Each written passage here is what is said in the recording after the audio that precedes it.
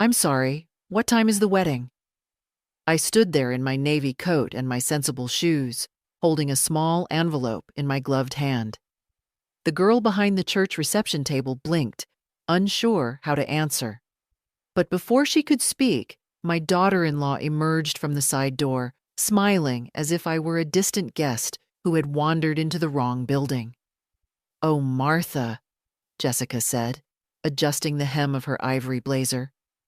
"The wedding was yesterday. We went ahead with a private ceremony." I didn't answer. Not because I didn't have words. I had too many. But none of them would change what she'd just said.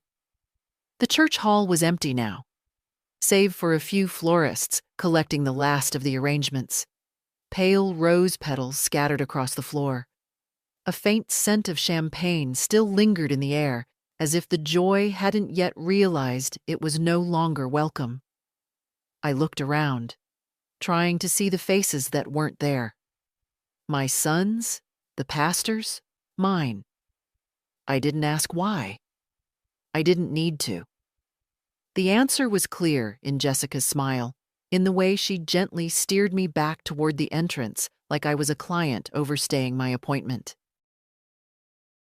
"We wanted something intimate," she added. "Low-key, just family." I nodded. "And I suppose I no longer qualify." She laughed politely. "Oh, don't be like that. Nathan said you might be upset, but we just thought this would be best. Less pressure for everyone." I looked at her, really looked. The expensive dress, the styled hair, the manicured fingers that hadn't once touched a diaper or a casserole dish. She was a beautiful woman, intelligent, charming in that curated way, and she had always made it clear that I didn't quite fit into the life she imagined for herself and my son. Nathan used to be different. He used to call. He used to come by, even if just to borrow tools or drop off a broken lamp for me to fix. But over the past 3 years, those visits dwindled. Jessica didn't like the smell of my house. She said it smelled like old linens. I own linens. I wash them. That's what houses do. They hold history. Outside, the wind had picked up. My scarf fluttered loose as I stepped off the church steps. Behind me, the stained glass windows caught the late autumn sun. Jessica didn't follow. She'd done her part, offered her version of civility. I walked to my car, the one Nathan had once borrowed for a job interview. I had it detailed last week for the wedding. I'd saved for a new dress. I'd even written them a card. Not a check, just a handwritten note. Thought it might be more meaningful. It was still in my purse. The drive home was quiet. Not just quiet, hollow. Like the roads had nothing more to say to me. The stoplights blinked without urgency. The radio stayed off. Even the engine sounded subdued. When I pulled into my driveway, I sat there for a moment. The hedges needed trimming. The porch bulb was out again. Inside, the house would be cold because I'd turned down the heat while I was away at the wedding. I opened the front door. The familiar creak greeted me like an old friend, one who didn't ask where I'd been. In the hallway mirror, I caught my reflection. The makeup I'd put on this morning, the first time in months, was still mostly in place. The dress still fit. The earrings matched. I looked like a woman ready to be introduced as the mother of the groom. But no one had introduced me. No one had even mentioned my name. I set my purse on the table. Took off my gloves. Then, quietly, I walked to the small cabinet in the corner of the living room. The key was still in the drawer. Brass, old-fashioned. I opened the safe. Inside, my husband's death certificate. The title to this house. The trust documents. A letter Nathan had me sign 2 years ago when Jessica's father offered to restructure some things. Back then, I trusted it. I didn't read the fine print. I read it now, and then I made tea. I didn't cry. I didn't scream. The pain was sharp, yes, like stepping on a needle. But it passed quickly, replaced by something cooler, cleaner. It was over. The illusion, the hope, the pretense. They'd removed me from their lives without even the courtesy of a confrontation. Tomorrow, I'd return the favor, but I'd do it properly, with paperwork. And this time, I would read every single line. The house smelled like bergamot and lemon wood polish, a scent I hadn't noticed in years. It was what my husband used to call the smell of good intentions, the kind of smell you notice when you've prepared for guests. I had prepared. I had imagined people walking through this door with laughter, hugs, music in the background. Instead, it was just me, just the kettle on the stove and the faint hiss of the radiator warming up. I stood in the living room, hands wrapped around my mug, watching the wind move through the garden. The roses had gone dry, the lavender too. But they still stood, defiant, like they hadn't heard summer was over. My eyes landed on the mantelpiece. A photograph of Nathan at 15, arms around a Labrador we no longer had. Another of him in a graduation gown. His smile had changed over the years. Softer then, less guarded. There was a time I thought we were close, not just because I raised him alone after Harold died, but because he used to see me. He'd ask about my day. He remembered my birthdays, always with the same homemade card. Somewhere along the way, that closeness shrank into obligation. Then into formality. Then into nothing at all. I walked over to the mantel, picked up the photo from his college graduation. He was holding his diploma, flanked by Jessica and her parents. I was cropped at the edge. Not intentionally, perhaps, but noticeably. I remembered the day the picture was taken. Jessica's mother had asked me to scoot over just a bit so they could get a clean frame. I had scooted. Behind that photo, folded neatly in a manila envelope, was the last letter Harold ever wrote. He had a habit of writing things down when he couldn't say them aloud. This one was written the year Nathan left for college. Martha, don't ever let the boy forget where he came from. I hadn't, but he had.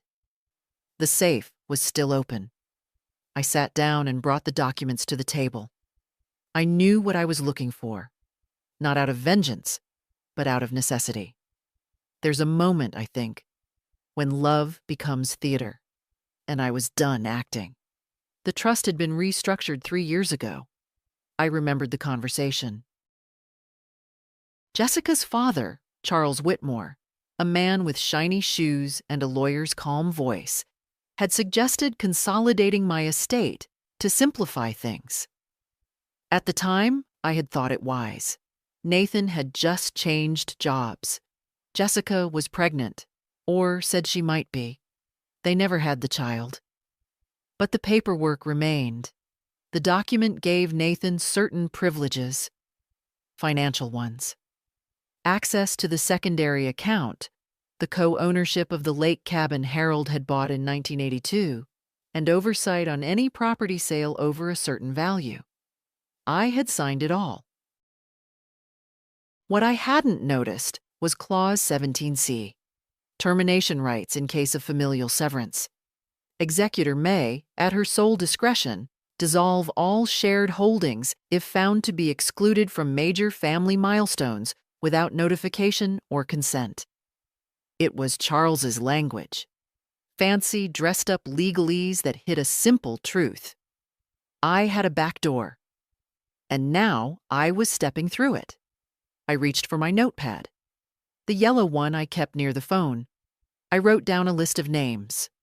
Susan Ritter, Attorney Mitchell and Lane Bank, Green Hollow Insurance Registrar of Deeds St. Anne's Hospice Foundation. Then, in smaller letters at the bottom, write new will. My tea had gone cold. I poured it down the sink and made a fresh pot. My hands were steady now, my breath calm. This wasn't a tantrum. This wasn't revenge. It was correction. They had made a decision. Now I would make mine. I went upstairs to the guest bedroom, the one Nathan used to stay in when he visited. The bed was neatly made, as always. In the corner, a small rocking chair Harold had restored in his final year. He wanted to make it for a grandchild. They never asked for it, never mentioned it. I kept it anyway. Inside the closet was a box labeled legal. I brought it down, dusted it off, and opened it on the dining table. Old receipts, power of attorney documents, birth certificates, insurance policies, even Harold's Army pension paperwork. All there, all in order. Some people take months to untangle the knots of a betrayal. I'd had years of practice watching it happen in slow motion. That night, I made soup. Lentils and carrots. The kind I used to make when Nathan was small and money was tight. I didn't eat much. My appetite had faded with the last of the daylight. Before bed, I checked the lock on the front door. I don't know why. No one was coming, but I locked it anyway. Then I turned off the porch light. No need to light the way for people who no longer knock. I woke up before the sun, the way I always had when Harold was still alive. The body remembers habits, even when the reasons for them are long gone. I didn't bother turning on the bedside lamp. Instead, I sat in the dark for a while, listening. To the hum of the refrigerator downstairs, the creak of the trees outside, to the quiet I once called peace, and now recognized as something else entirely. At 7 sharp, I dressed. Simple cardigan, long skirt, sturdy shoes, the kind of outfit people stop noticing after a certain age, which, in my case, was an advantage. Today was not a day for questions. I packed a leather folder. Inside it, the trust documents, Harold's original will, my power of attorney forms, the new list I'd made. I added a photo of Nathan as a child, not for legal reasons, but to remind myself who I'd raised, who I'd loved, and who I was now letting go. The town was just starting to wake up as I pulled out of the driveway. Same hedges, same cracked sidewalk, same neighbor's trash can leaning too far into the street. But something was different today.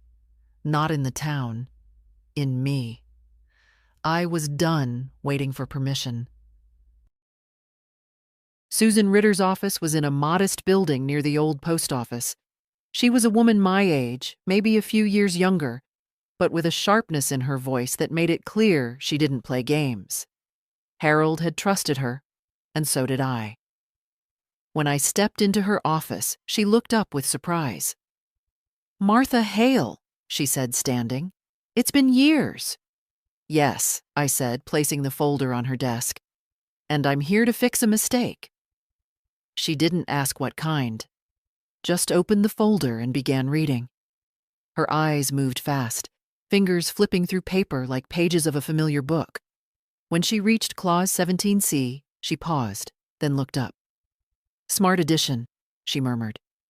"Did you add this?" "No. Jessica's father did. Charles Whitmore." Susan raised an eyebrow. "Well, he just gave you an open door, and judging by the date, you walked through it yesterday." I nodded. "They got married. Without me.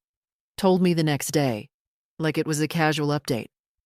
Susan didn't offer sympathy. She offered efficiency. That's what I wanted. "So," she said, tapping the documents, "you want to invoke severance, dissolve co-holdings, revoke trust access, and reassign the will." "Yes, and I want it airtight." She pulled out a notepad. "We'll start by filing a notification of trust reevaluation. That'll freeze any pending transfers and cut off Nathan's access to the accounts. You'll need to sign a motion for revocation. Then we'll amend the will." "And the house?" still in your name, entirely. But we'll update the contingency clauses just in case. She paused. Do you want him removed entirely? I looked out the window. No, just moved. Out of line. Somewhere far down the page, where he can't find himself without flipping through the lives of others first. Susan nodded, scribbling notes. And who replaces him? Myself, I said, until I decide.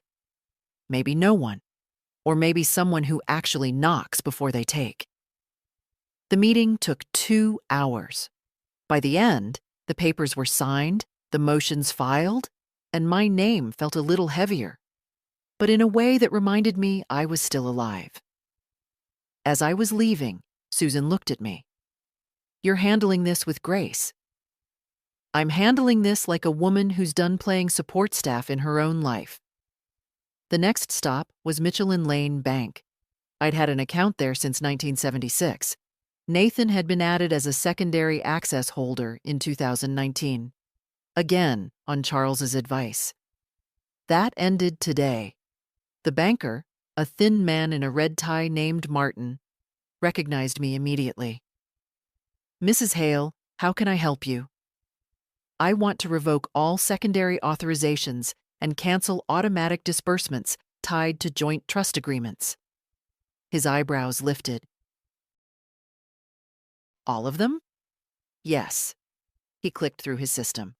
That will include the quarterly transfer to Mr. Hale's account. I know.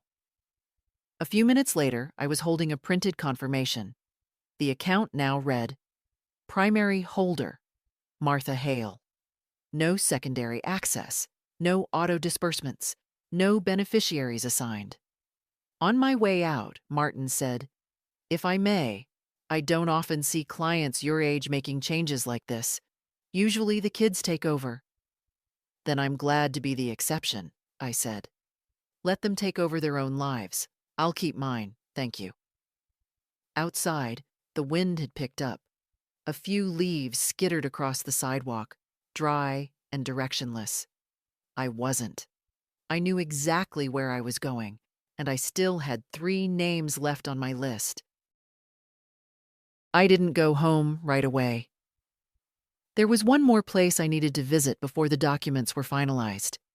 A place I hadn't stepped into in nearly 2 years, the Lake Cabin. Harold bought it in 1982, after 3 decades in the tire shop. Said he wanted a place where the world didn't expect anything from him. It was a simple wooden structure with a wraparound porch and a green tin roof that echoed during thunderstorms. Nathan loved it as a child. He'd run barefoot across the grass, build dams in the creek, eat cereal on the dock. After Harold died, he stopped going. Said it made him feel weird. Jessica, of course, said it was too rustic. No Wi-Fi, no granite countertops. Still, I'd kept it up, paid the taxes, replaced the broken gutter, refinished the porch steps last fall. Alone. It took 45 minutes to drive there. The roads narrowed, the trees grew denser. The air shifted. Quieter. Heavier. As if the place itself remembered who I had once been. When I unlocked the door, the smell hit me first. Cedar, old quilts, wood smoke. It was as familiar as a hug from someone long gone. I stepped inside and sat at the old kitchen table. The light from the window landed right on the scar in the wood where Nathan had carved his initials, badly at age 10. The N was backwards. I ran my fingers over it. I didn't cry. Instead, I pulled out the cabin's deed. Under the trust, it had been reclassified as joint family property. Nathan had the right to make decisions about its use, and, if I passed, it would go to him automatically. That would change now. Susan had already prepared the paperwork. The cabin would revert to my sole possession, with rights of transfer restored to me alone. I had to sign it in the presence of the property registrar tomorrow. but the choice was already made. I stood and walked out onto the porch. The dock creaked in the breeze. A single duck swam lazily across the water. When Harold died, Nathan came here once, just once, to say goodbye. He sat on the porch for 5 minutes, checked his phone 3 times, then said he couldn't handle the memories. I stayed a week and cleaned out Harold's closet alone. It wasn't the absence that hurt. It was the rewriting of the story. How Jessica told people I was distant, set in my ways, not easy to include. How the story became that I'd pulled away, not that I'd been quietly pushed. One small act at a time. Leaving the cabin, I locked the door carefully. Maybe it was silly, but I didn't want them walking in later, thinking it was still theirs. It wasn't. Not anymore. I drove straight to the registrar's office to schedule the appointment. An assistant named Leslie gave me the earliest slot, tomorrow at 10:30 a.m. I thanked her and left. One more line crossed out on the list. At home, the answering machine blinked. I didn't listen. The landline was for people who still respected time and space. Nathan had long since lost the ability to do either. I made dinner, soup again, and toast. Ate it in the living room while the sun set in stripes through the blinds. It was quiet, but the kind of quiet I could live with, not the kind forced on me. Afterward, I sat by the fire and read over the new draft of my will.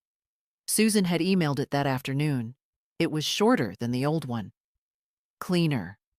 Nathan's name appeared once. A footnote. I was about to shut down the computer when a message popped up. "Hi, Mom. I tried calling. Just wanted to check in. We're back from the hotel. Call when you can. Love, N." No mention of the wedding. No apology. No explanation. Just a casual check-in, as if we'd parted on good terms and simply lost track of the clock. I closed the laptop. I didn't need to answer. Let silence be the reply. It carried more weight than any words. Before bed, I opened the hall closet and pulled out the guest linens, the ones I used to lay out when Nathan came to visit. I folded them, one by one, and stacked them in a box labeled donations. If someone needed them, really needed them, they could have them. That night, as I turned off the lamp, I didn't think about what was taken from me. I thought about what I was finally taking back. The next morning, I dressed with precision. Not in haste, not for effect, but the way you do when you know the day will be consequential. A dark brown coat, soft wool, low-heeled shoes, a leather handbag, just large enough for the documents. I looked in the mirror and didn't see someone vengeful. I saw a woman finishing what others had started. At 10:15, I arrived at the registrar's office. Leslie was already waiting, clipboard in hand. "Mrs. Hale, right this way," she said, guiding me through a narrow corridor that smelled faintly of fresh paint and copy toner. The meeting took 20 minutes. 2 witnesses, 1 notarized stamp, 3 signatures. With a single stroke, the lake cabin returned to my full control. "Would you like a certified copy mailed to your home?" Leslie asked. "No, I'd like one now. Please." She handed it to me in a clear sleeve. I placed it gently in my handbag, next to the folder that was getting lighter by the day. From there, I went directly to the bank again, Mitchell and Lane. This time not to cancel or revoke, but to open something new, a separate account under a trust name. Martin, in his same red tie, raised his eyebrows when I explained. "You want to set up a fresh beneficiary trust?" "Yes, under my full authority. Disbursement only upon my death, or if I choose otherwise." He entered the details into the system while I reviewed the paperwork. And who's the named beneficiary? I hesitated, not because I didn't know, but because saying it out loud felt like crossing a line. Elena Marshall, I said. My niece, my sister's girl. Martin typed. Current address? Same as 10 years ago, but I'll call to confirm. Elena had sent me a card last Christmas. Handmade, with dried lavender pressed into the paper. It sat on my mantel still. No one else had sent anything. The funds weren't enormous. A portion of what Nathan would have received, but enough for a down payment, or a degree, or a better life. I wasn't punishing my son. I was remembering someone who hadn't forgotten me. When it was done, Martin handed me the papers with a polite smile. I hope everything turns out as you wish, Mrs. Hale. I'm not wishing, I said. I'm just deciding. On my way home, I stopped at the florist. Not out of sentiment, but because Harold used to bring home a single daisy every time he got paid. He'd put it in a juice glass by the kitchen sink. Said it was his way of reminding me I was seen. I bought one. Just one. Back at the house, the mailbox was full. Circulars, utility bills, and a white envelope addressed in Nathan's handwriting. No return address. I stood on the porch, the flower still in my hand, and opened it. Inside was a card. Simple, no design, just plain cream paper. Mom, I'm sorry things went the way they did. I didn't expect it to matter so much to you. Jessica wanted something different. I didn't fight her. I should have. Please don't be mad forever. That was all. No signature. No acknowledgement. No truth. I didn't get angry. I got cold. There's a difference between regret and responsibility. He regretted my reaction, not his actions. That afternoon, I went through the final stack of documents from Susan. The will, amended, signed. The trust, rewritten. The cabin, mine. The bank accounts, frozen and reassigned. A lifetime of work, reordered in 5 days. There was only one thing left, the insurance policy. When Harold passed, he left me a modest sum, enough to keep me comfortable, enough to offer security. I'd updated the policy once after Nathan was married, listed him as sole beneficiary. Now I called Green Hollow Insurance. A woman named Dana answered. Yes, Mrs. Hale, we can initiate a beneficiary reassignment. It's a straightforward process. Good. I'd like to remove Nathan Hale entirely. There was a pause. Of course. And will there be a replacement listed? Not yet, I said. I'll leave it blank for now. I want to make sure I'm remembered by the right people, not just the loudest.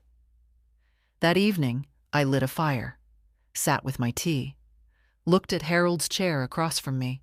I imagined him there, the way he used to sit, legs crossed, reading glasses on his nose, newspaper spread wide.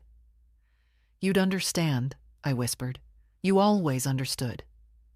The flower, the single daisy, sat in a jar beside me. Not a declaration, not an apology, just a small act of remembrance.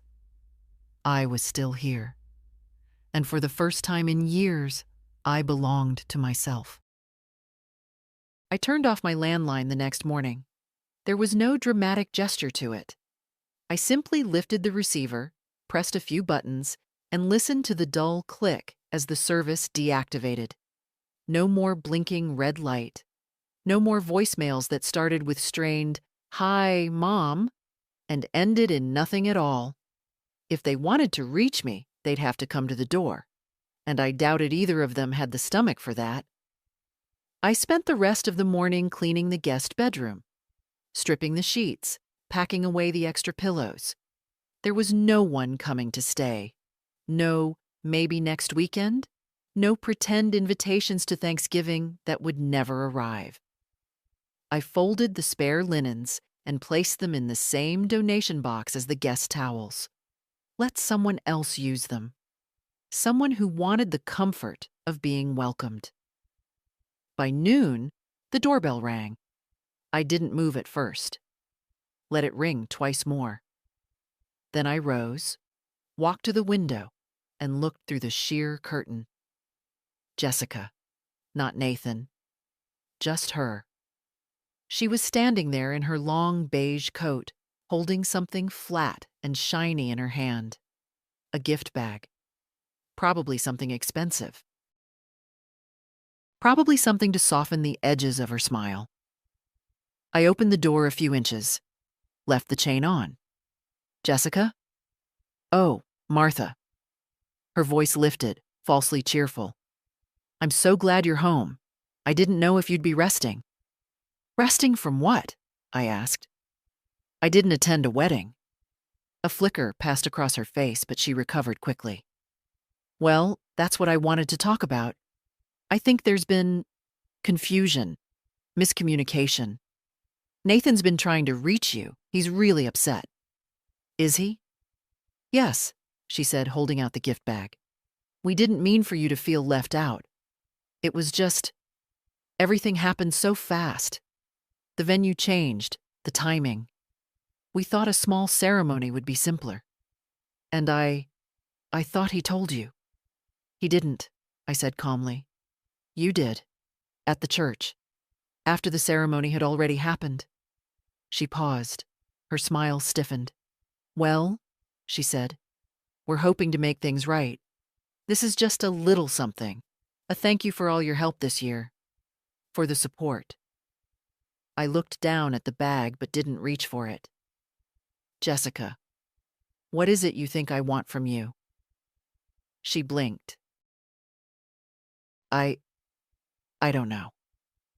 I'll tell you what I don't want. I don't want perfume or bath oils or whatever monogram trinket is in that bag. I don't want your polite distance or your curated grief. I'm trying. No, you're not, I interrupted. You're trying to tidy up. You're trying to patch something so it looks presentable. But I'm not a stain on your tablecloth, Jessica. I'm his mother. Her face flushed, but she kept the smile. That woman could hold a fake expression longer than most people could hold a breath. We just didn't think it would be such a big deal, she said finally. I know, I replied.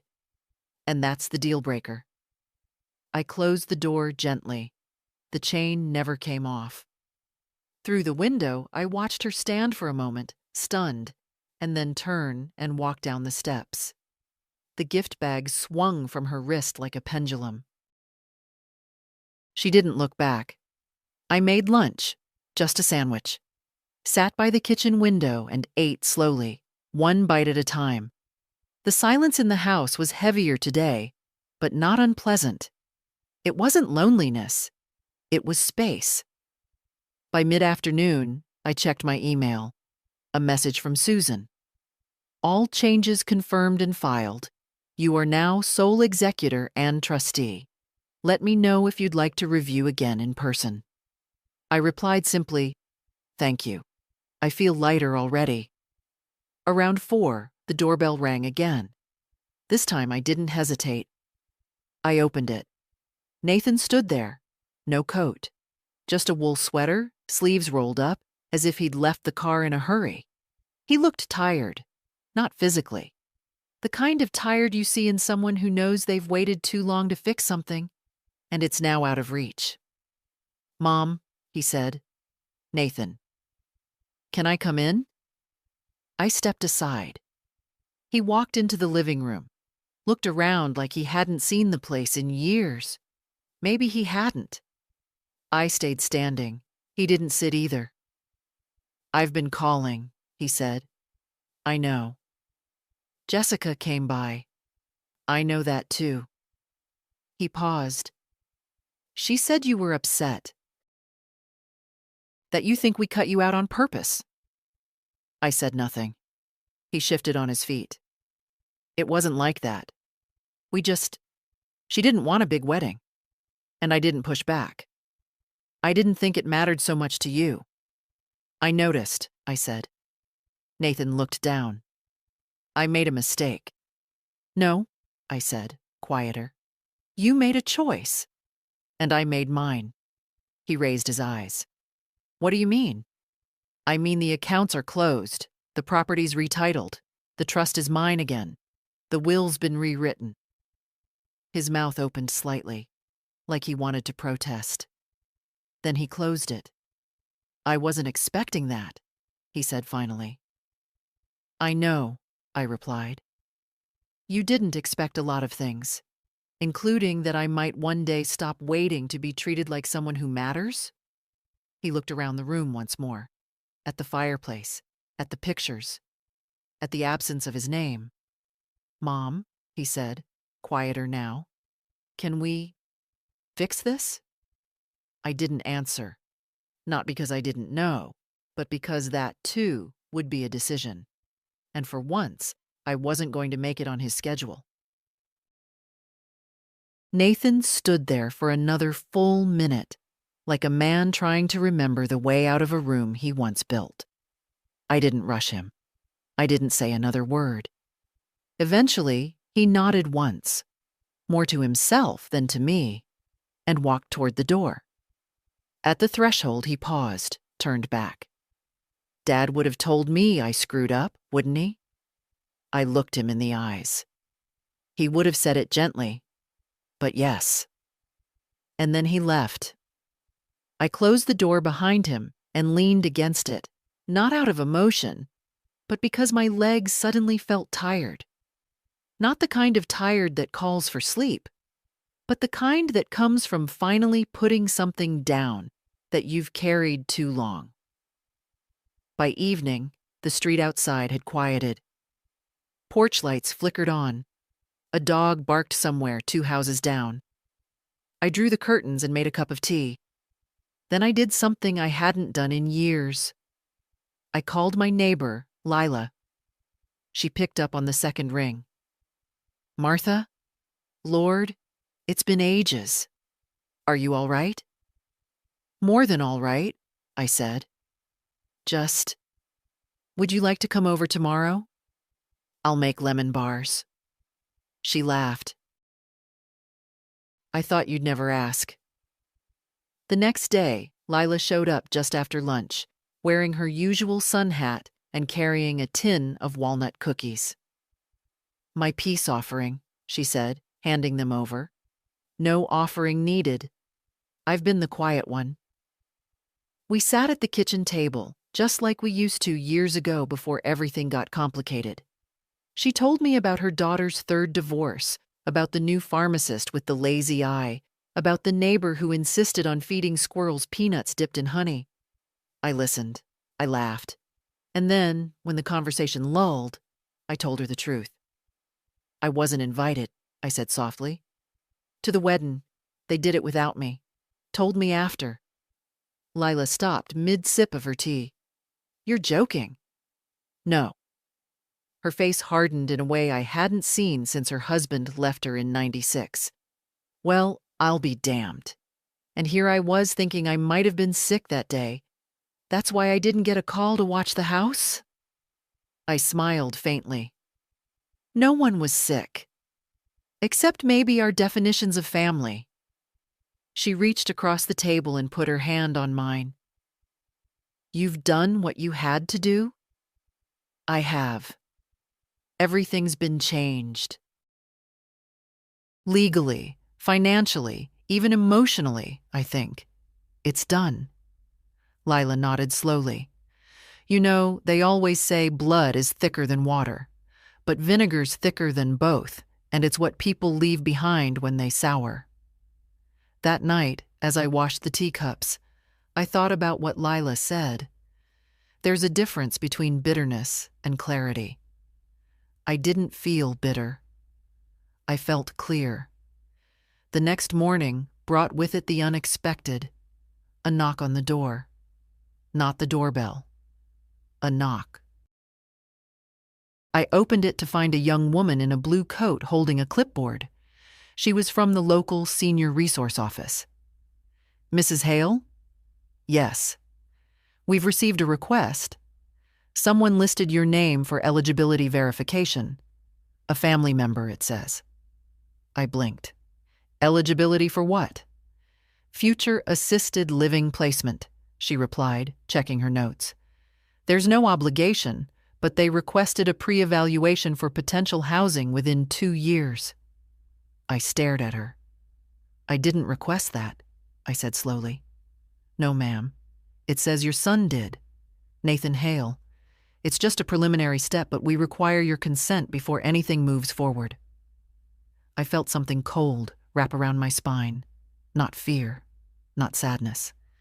Just the final, dull confirmation of something I had tried for too long to deny. He had planned for my absence. I took a breath. You can make a note, I said. Mrs. Hale has no plans to be evaluated, nor to be relocated, nor to relinquish her autonomy to anyone. The young woman nodded, a little flustered. Yes, ma'am, I'll note it. I'm sorry for the confusion. Not your fault, I said gently. Just the wrong man pretending to be a good son. She left, and I stood on the porch for a long time afterward, watching a bird hop across the lawn. Small, determined, gathering bits of dry grass for a nest. Funny how the smallest creatures still build their own homes, no matter the odds. Later that day, I took the old cardboard box from the guest bedroom closet, the one filled with family photographs. I sifted through them, pulling out the ones that still brought warmth. Harold, mostly. Some of Nathan as a boy. A few with my sister and her daughter, Elena. I put the rest back in the box. Sealed it. Carried it to the attic. Some stories don't need to be burned. Just put away. By the time the sun set, I felt something I hadn't felt in months. Not sadness, not victory, just enough quiet inside me to hear myself think. And what I heard, finally, was this.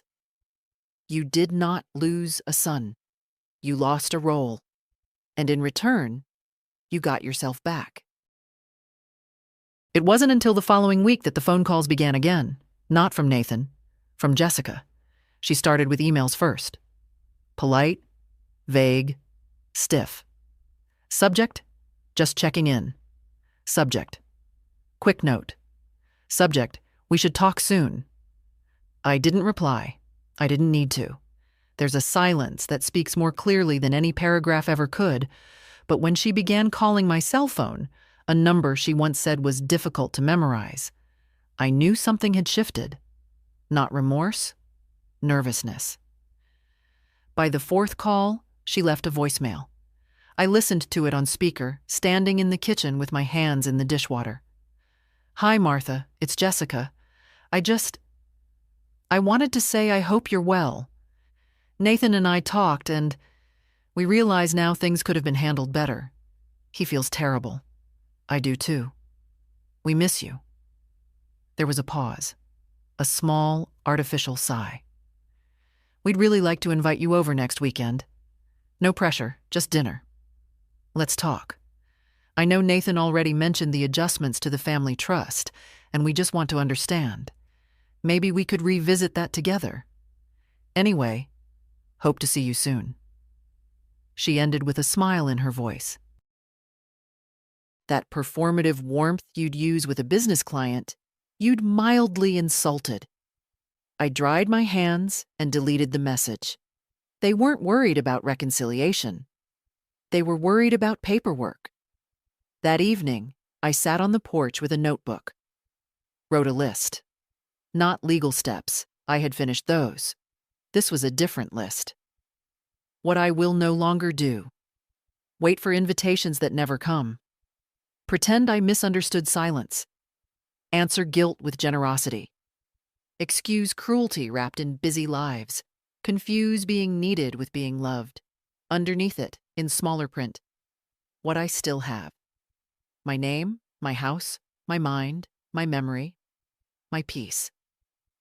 2 days later, the doorbell rang. I opened it to find someone I hadn't seen in years. Elena, my sister's daughter. 35 now. Hair shorter, a touch of silver at the temple, like me. But her eyes, her mother's eyes, were still kind. "Hi, Aunt Martha," she said shyly. "I hope this isn't a bad time." It's never a bad time for someone who knocks.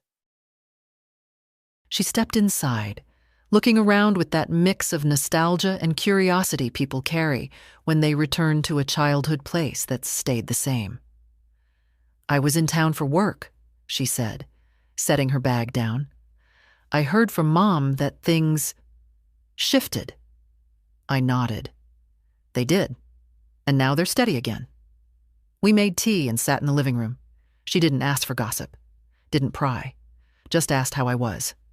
No agenda. No sidelong glances toward the mantel. Just presence.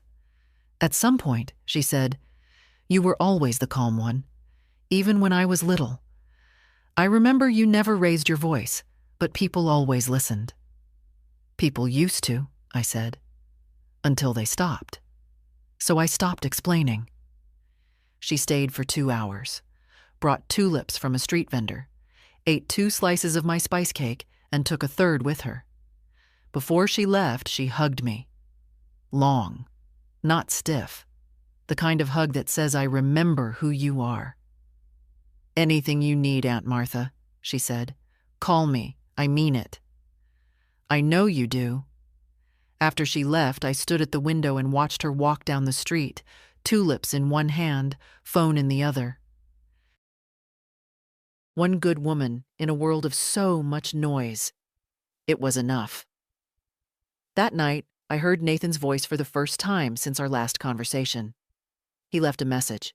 He sounded calm, measured, practiced. "Mom, I wish things hadn't gotten so complicated. Jessica's trying. I'm trying.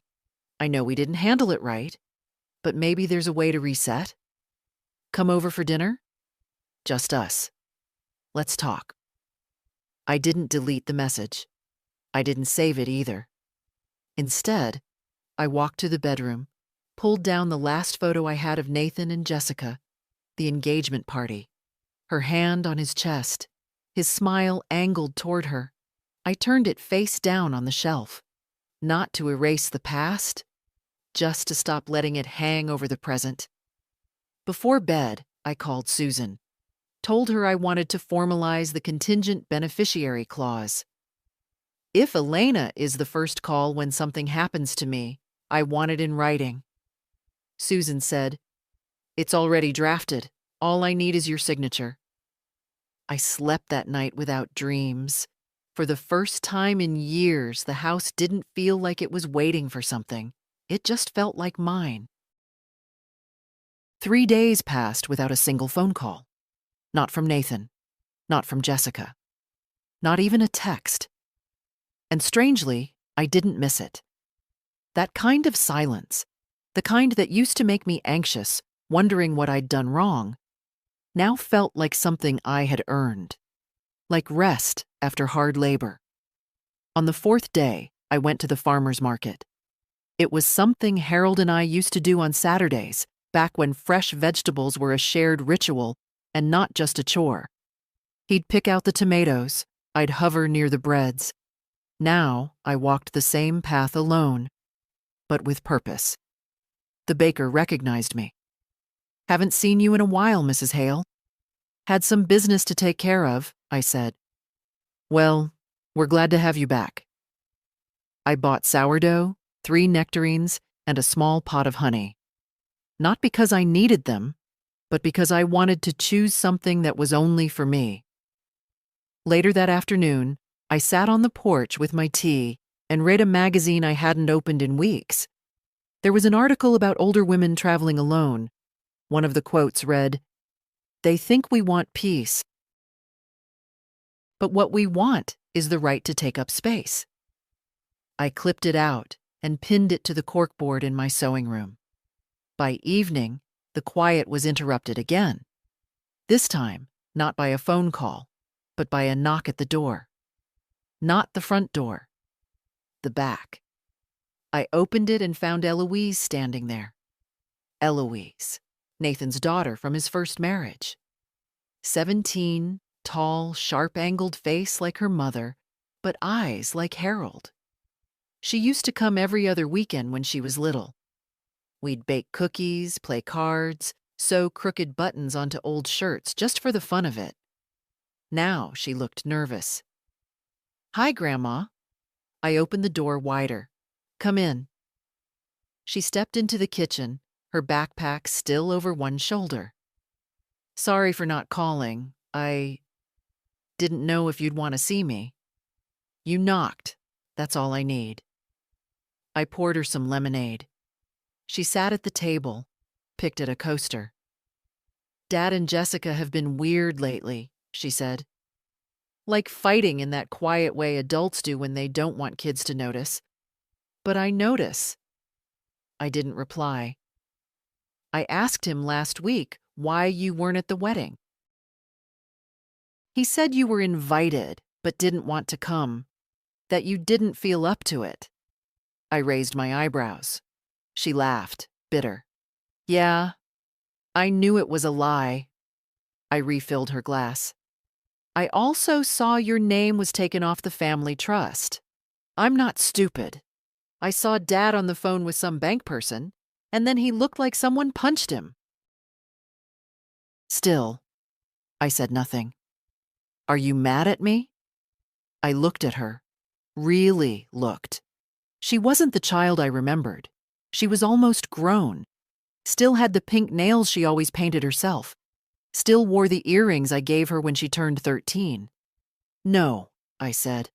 "I'm not mad at you. You didn't do this." She nodded. I miss you. You're the only person who ever listens without trying to fix me." "That's because you don't need fixing," I said. "You just need not to be ignored." She smiled, and it looked real. "I started writing," she said. "Poems. One of them's about you." "I'd love to read it." She reached into her bag and pulled out a crumpled page. Handwritten, ink smudged. She passed it across the table. I read it. It wasn't polished, not yet, but it was honest. A line near the middle caught me off guard. "The only woman I know who doesn't apologize when she enters a room." I folded the paper carefully. "May I keep this?" "Yeah, it's yours." Eloise stayed for dinner. We didn't talk about Nathan. We didn't talk about money. We talked about her classes, her favorite music, the new cat at her mother's house who hates everyone except her. After she left, I stood at the door for a long time, watching her walk away, shoulders squared, steps steady. A different kind of inheritance. When I went back inside, I opened the cedar box where I kept Harold's watch and my mother's wedding ring. I slipped the poem inside. Filed under. What matters? That night, the phone rang again. I let it ring. Then I turned it off and opened a fresh page in my own notebook. Title: What I'm Starting Now. Letters to Eloise. Walks at sunrise. New recipes for 1A trip. Anywhere I choose. Quiet that feels like mine, and beneath it, the smallest line I could write. No more waiting to be loved properly. Sunday morning came with rain. Not the soft kind, but steady, deliberate. The kind that soaks the world in its own quiet. I watched it from the kitchen window, a cup of black coffee in my hands, no cream, no sugar.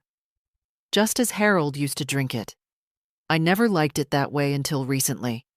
Now it made sense. Bitter, but honest. I didn't plan anything for the day. That was the luxury I'd given myself. No more waiting for someone to visit. No more cooking extra just in case someone popped by. No one was popping by anymore. And I no longer left the porch light on for people who only called when they needed directions to my door. Around noon, I sorted the mail. A thick envelope from Susan's office. Final copies of the updated documents. I sat at the dining table and opened them one by one, checking every detail like a woman counting her blessings in reverse. The trust, updated. The will, clean. Insurance, reassigned. Power of attorney, revoked, restructured. Each line was a small undoing of something that had once been offered in love and returned in silence.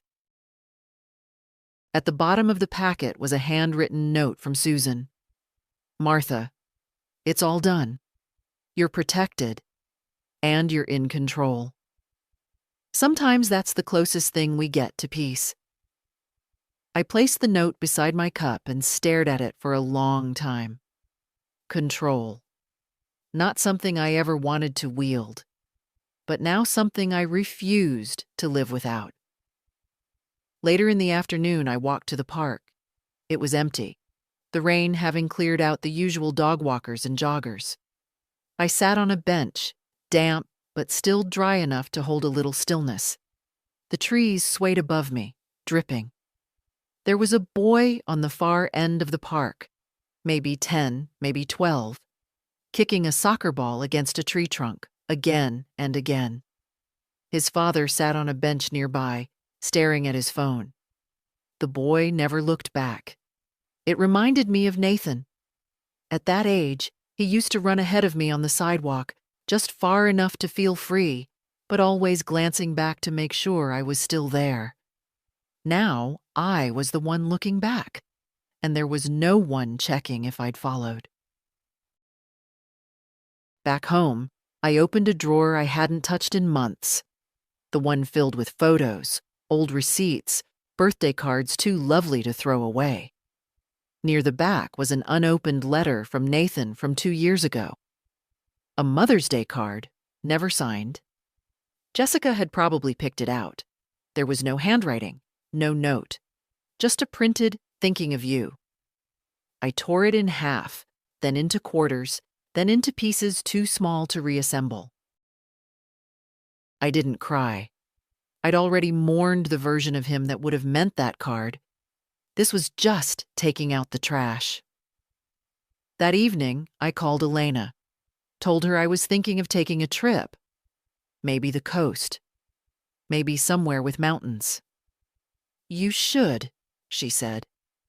Anywhere you feel more like yourself. It had been years since I'd taken a trip for pleasure. Most of my life was about holding things together. The house, the finances, Nathan's scattered beginnings. I used to dream about visiting the sea again. Not because I was nostalgic, but because it was the one place I remembered feeling like I didn't owe anyone anything. After the call, I made a list. Places where I never had to apologize. The lake cabin, the public library, my sewing room, the park in September, the sea. The next day, I booked a ticket. I didn't tell Nathan, or Jessica, or anyone who might think it needed approval. I told the cat next door, who watched me from his perch on the garden fence. You keep that spot warm while I'm gone, I said. He blinked. A good enough agreement. That night, I packed slowly. Comfortable shoes. 2 cardigans. One photograph of Harold, the one where he's laughing with his mouth open. I added a small notebook and a fountain pen. If I was going to start writing again, it wouldn't be about pain. It would be about becoming. Before bed, I turned off the porch light. Not in anger, just because I was done waiting. And as I lay in the quiet, I didn't listen for the phone. I didn't wonder who might come. I only listened to my own breathing, steady and calm, as if even my body had decided. It's your turn now. The train ride was smooth, almost too smooth. I kept expecting a jolt, a stop, something to remind me that movement always costs something. But it didn't. The landscape rolled past the window. Dry fields, then green ones, then houses tucked into hillsides like secrets. I watched it all without reaching for my phone, without needing to document it for anyone else's approval. At the third stop, a couple boarded with matching suitcases and a child who kept asking, "Are we there yet?" I smiled at the mother as she passed. She looked tired. I remembered that look. Somewhere near the fourth station, I pulled out the papers from my bag. Not the legal ones. Those were at home now, in a locked drawer. These were the fresh ones. The revised deed to the house. Signed, filed, final. There was no longer a second name on it. No co-owner, no inheritance clause. Just me. I ran my fingers over the embossed seal. It felt heavier than I expected. Not legally, emotionally. This house had once been a place I built for others. Then it became the place I waited. Then the place I was excluded from, even while living inside it. Now, finally, it was mine. Fully. Unconditionally. Not to leave behind, but to decide when and how, and on my own terms. When I arrived at the coast, the air hit me like something I hadn't known I missed. Salt and pine. A smell so clean it bordered on sacred. The inn was simple. One of those family-run places where they still give you a real key, not a plastic card. My room had a balcony facing the sea, and a wicker chair I claimed before even unpacking my suitcase.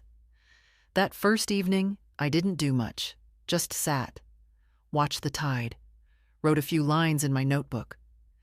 When you no longer wait to be chosen, the world quiets into something kinder. On the second morning, I walked the shore, barefoot. The water was cold but not punishing. I thought of Harold again, not in sadness, but in recognition. He would have hated the sand, always said it got everywhere, but he would have smiled, watching me now. At breakfast, a man at the next table, maybe 70, maybe more, asked if I was traveling alone. "Yes," I said. He nodded. "Good. Not enough people do." Later that day, I got a call. Unknown number. I let it go to voicemail. The message came through 10 minutes later. Nathan. His voice was quiet, hesitant. "Mom, I heard from Elena. I didn't know she came to see you. She's been kind of distant with us lately. I guess I'm just wondering what you told her, or what she saw. I don't want to fight. I don't want to lose her, too." I deleted the message. Not out of anger, out of choice. I hadn't told Elena anything. She saw enough on her own. The day before I left, I bought a small painting from a woman selling art on the boardwalk. It showed a woman standing in a wide field, facing away, arms at her sides, not moving, just watching the wind move everything but her. "I painted it after I turned 60, the woman said. "It's about standing still, on purpose." I nodded. "Then I'll take it." Back home, I hung the painting in my sewing room. That afternoon, I visited the attorney's office one last time. There was one final document to sign, the property amendment, which not only removed Nathan from the deed, but assigned all future rights to a foundation, one that provided housing for older women with no family support. It had taken months to finalize. Susan had warned me it would raise eyebrows. "I don't mind eyebrows," I told her. "I mind erasure." She handed me the pen. I signed. With that, the house became a legacy. Not for those who'd forgotten me, but for those who still hoped someone might remember them. I left the office lighter than I arrived.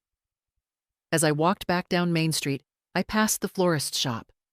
There, in the window, a single daisy sat in a short glass. Just one. I stepped inside. Bought it. Took it home. Placed it in the same jar Harold once used. And I stood there, letting the silence gather around it. Because sometimes, the most powerful thing a woman can do is nothing at all. Just hold the line and not explain. Elena visited again 2 weeks after I returned from the coast. No warning, no text. Just a knock on the front door one quiet Thursday afternoon.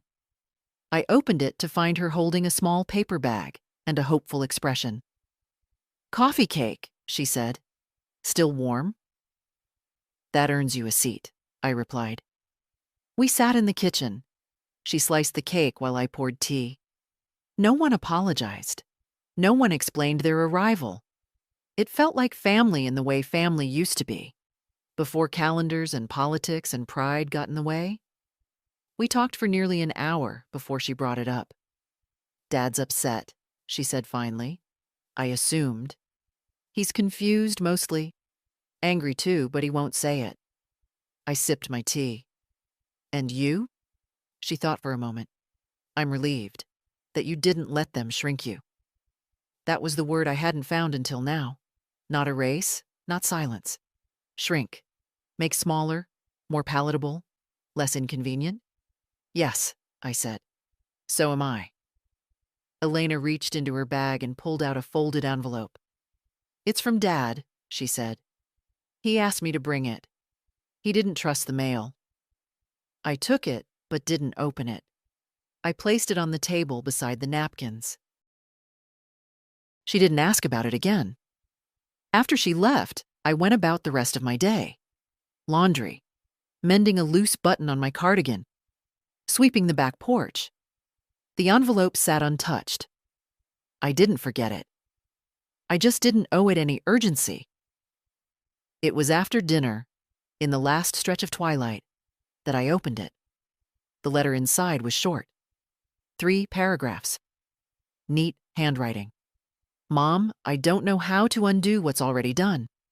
I'm not asking for money or the house or the trust. I'm not asking you to forget. I just want to say I understand now. You weren't trying to punish anyone. You were protecting yourself. I think I finally see the line between those two. Jessica's been quieter lately. Not angry. Just distant. I don't know what that means yet. But I keep thinking about what you said. About roles and choices. Maybe I've spent too long expecting women to wait for me to become the man I should have been. You don't have to respond. I just wanted you to know." Nathan, I read it once. Then again. Then I folded it back up and placed it in the cedar box, beside Eloise's poem and Harold's watch. Not because it changed anything, but because it finally said something true. I didn't write back. That weekend, I took down all the framed photos in the hallway. I cleaned the glass, dusted the frames, and put most of them into storage. Not out of anger, out of clarity. The hallway walls stayed bare for a week. Then I began filling them again, slowly, carefully, but this time with different images. A photo of the lake cabin taken in early spring, the painting from the coast, a sketch Elena had done in college, a woman with wild hair and her eyes closed, but her spine straight, and a framed page from my own notebook, the list I'd made on the train. No more waiting to be loved properly. The walls felt like mine again. One morning, while I was watering the garden, Lila came by. She leaned over the fence and handed me a pair of gloves she'd bought on sale. "Saw these and thought of you," she said. "Because they're tough? Or because they're faded?" She grinned. "Because they last longer than people expect." We talked for 20 minutes about everything and nothing. It felt like breathing. When she left, I looked around the garden. The late bloomers, the stubborn basil, the rosemary that had survived 4 winters without asking for help. Some things keep growing, even when neglected. Others grow better because they've been left alone. That evening, I lit a single candle on the porch. Not for prayer, not for memory, just for presence. And I sat there as the day folded into dusk, knowing no one was coming. And for the first time in a long, long while, I felt full. Not with bitterness, not with sadness, but with the quiet satisfaction of a woman who'd kept her name, her home, and her dignity, and hadn't given any of them away. The first snowfall came early that year. Not heavy, just a dusting. Enough to soften the edges of the street, to hush the neighborhood under a quiet white sheet. I stood at the window with my coffee, watching the way the flakes clung to the porch railing like they were unsure whether to stay or melt. There was something comforting about snow, not in the way it looked, but in what it covered. It made everything equal. Roofs, roads, lawns, even mistakes. For a few hours, nothing stood out. Everything was forgiven. I didn't decorate the house for the holidays. Not out of spite. I just didn't feel like pretending. No tree, no wreath, just the little candle in the front window, the one Harold used to light after dinner. We never said what it was for. It was just something we did. A small glow against whatever tried to make the dark feel permanent. Elena came by on the second Sunday of Advent. She brought a pie and a tin of ribbon-wrapped cookies. "I know you're not baking much lately," she said, placing them on the counter. "True. I'm giving my oven time to rest," I said. "It's had decades of unpaid labor." We laughed. The kind of laugh that fills the room without pushing anything out. She stayed for tea, told me about a program she was applying for, writing residencies somewhere up north. "I don't think I'll get it," she said, brushing it off. "You will," I said. "You're the kind of person who doesn't wait for permission." She blinked, then smiled, but her eyes got wet. "Thank you," she whispered. "Don't thank me. I'm just saying what I see." After she left, I walked through the house, touching surfaces as I passed. The back of a chair, the corner of the shelf, the edge of a photo frame. It wasn't ritual. It was reassurance. This was still mine. The next day brought another letter. Not from Nathan this time. From Eloise. It was handwritten, folded into 3 careful parts with a pressed flower tucked inside. A dry violet. She said it reminded her of me. The letter was short. She told me she missed our Saturday mornings, that she was starting to save for college, that she read her poem aloud in class, and the teacher asked if it was about someone who had passed. I said no. "She's just hard to reach sometimes," she wrote. "But she's not gone." She just stopped waiting. I folded the letter and placed it next to the other one. I wasn't unreachable. I was just finally choosing the terms. One morning, a week before Christmas, I saw Jessica outside. I had gone to the mailbox early, in my robe and boots, and there she was across the street, standing beside her car, talking into her phone. She didn't see me, or maybe she did, and turned away. Either was fine. I went inside and made toast. No thoughts of confrontation. No need to stir a pot I had already taken off the stove. But I did take out a piece of paper that afternoon, and I wrote 2 sentences. There is no anger left in me, but there is still memory. That night, I read through my journal. Pages of decisions. Pages of grief. A few of quiet joy. Near the middle, I'd written something I had forgotten. What do you do when your heart breaks? You hold it. You do not hand it over again to those who shattered it. I had thought, once, that letting go meant losing. But I hadn't lost anything. I had just stopped carrying what wasn't mine. As the days shortened and the cold settled in, I found a rhythm again. I woke early. I walked the garden paths, boots crunching over frost. I wrote postcards, not to send, but to keep. I baked again, sometimes, but only what I wanted to eat. I set the table for one, and it no longer looked empty. And when I passed the mirror in the hallway, I no longer looked away. Because for the first time in years, I recognized the woman standing there. Not as someone's mother, not as someone's placeholder, but as myself. Completely, quietly, and without apology. It was a Tuesday when the letter from the foundation arrived. The one I'd named in my final deed. The housing initiative for older women. The one Susan helped me set up. Their director had written a note, hand-signed, thanking me for my decision. "We don't often receive gifts from living donors," she wrote. "But when we do, they tend to come from women who understand what it means to be forgotten and what it costs to be remembered." I folded the letter neatly, placed it in the drawer beside Harold's old notebook, the one where he used to write down engine part numbers in tiny, slanted script. He would have liked the idea, leaving something that didn't rust. That afternoon, I pulled the last box from the attic. Not the Christmas ornaments. Those were already gone to donation. This box was older, heavier. Inside were papers, mostly. Harold's letters from the army, Nathan's childhood drawings, a faded envelope marked mortgage. Paid in full. I didn't cry. I sorted.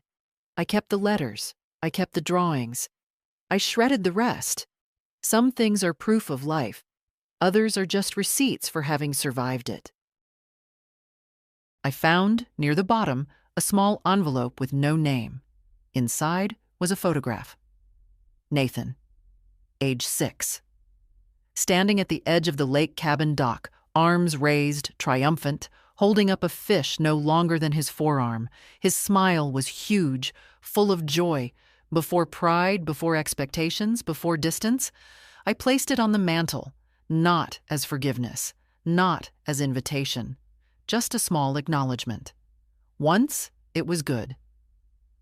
The snow returned that week, thicker now, more insistent, the kind that quiets everything down to what truly matters. Elena called on Wednesday. "I got the residency," she said, breathless. "I knew you would. I leave in March, upstate, full scholarship, room, board, everything. I'll be gone 6 months." "You'll be missed," I said. "But not stopped." She laughed. "You taught me that." "No, I just reminded you it was allowed." She said she'd visit before she left. "Bring extra pie." She always brought pie. After the call, I lit the candle again. The one in the window. Not for hope. Not for memory. Just because I could. That night, there was a message on my phone. Nathan again.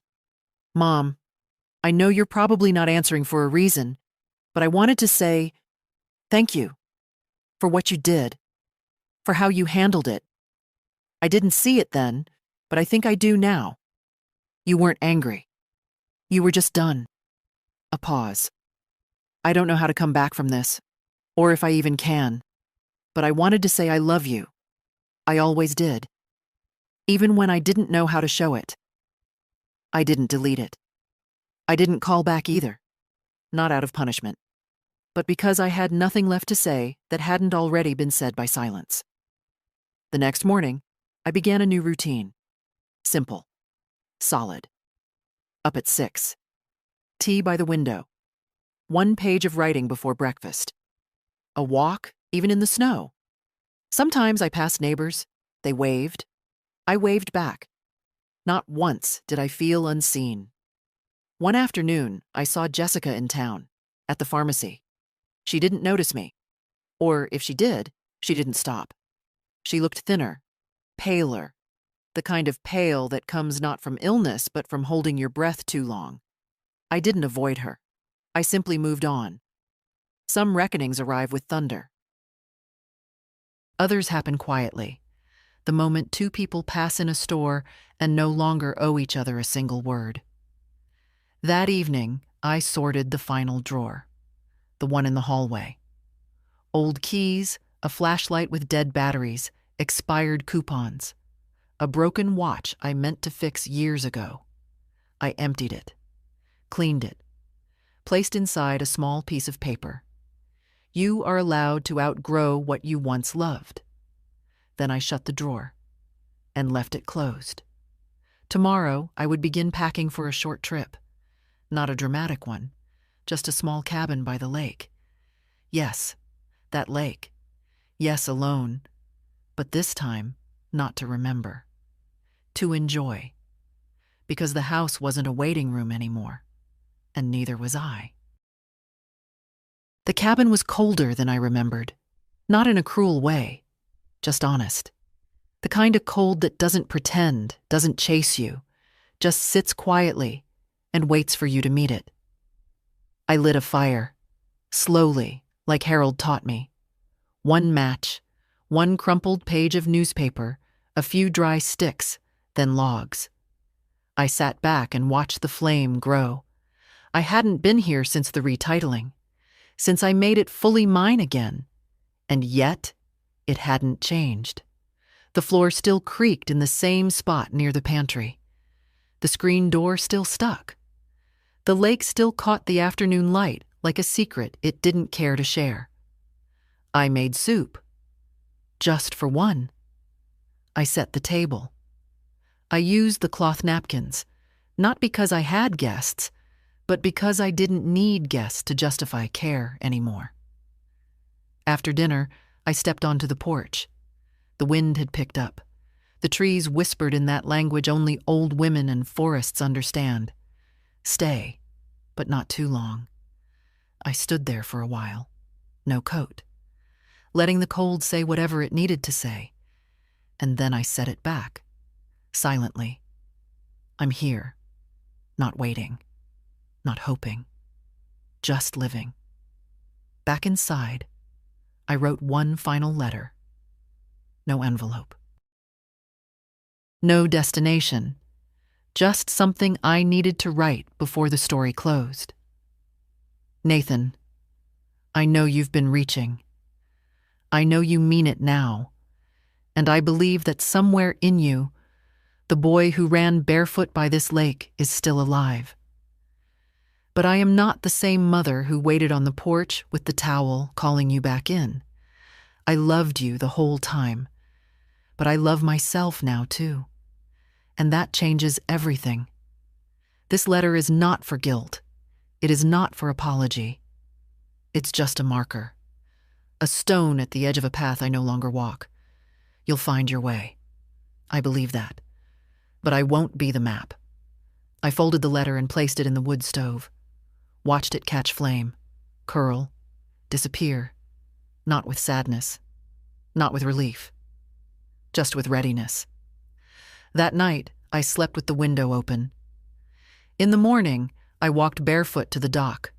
The air was sharp, the boards cold under my feet.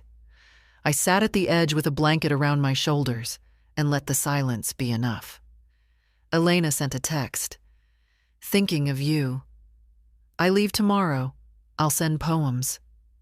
I replied, send whatever you like. I'll be here. Or somewhere better. Later that day, I packed my things. Slowly. Deliberately. I didn't rush. I had no one waiting. And still, I'd never felt more seen. Back at the house, I placed the cabin key in a drawer marked for Elena. She'd know what to do with it. Someday. Or not. It didn't matter. What mattered was that I'd kept it safe long enough for someone else to decide if they wanted to hold it too. The phone didn't ring that night, and I didn't expect it to. I lit the candle in the window, and this time, it wasn't for anyone else. It was for me. For the woman who had stood in silence at a church, been told a lie, and walked herself back into her life without asking permission. For the woman who had always been told she was too much, too strong, too cold, and learned that sometimes too much is just enough to survive. And for every woman who's ever asked quietly, "But didn't I give everything?" and had to learn that everything was never supposed to be asked for in the first place. If this story reached you, and you've ever folded yourself smaller just to be allowed to stay, unfold, stand up, take your name back, and when you do, light a candle. I'll see it from here.